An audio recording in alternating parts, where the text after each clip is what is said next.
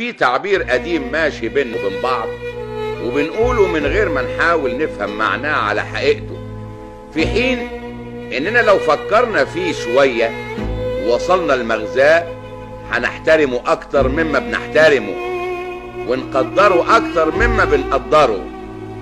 التعبير ده بيقول بيني وبين فلان عيش وملح، والمعنى الظاهري من الكلمة ان في بين الاتنين مودة وحب قديم وصداقة متينة، لكن المعنى الخفي للكلمة اكبر من كده بكتير، اذ ان وراه تعبير تاني فاهمينه هجس مع انه في منتهى الجد.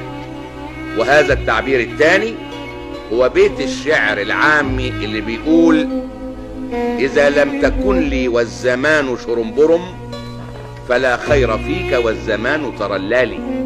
وشرنبرم هنا معناها شر مبرم، يعني شر حاصل حادث موجود.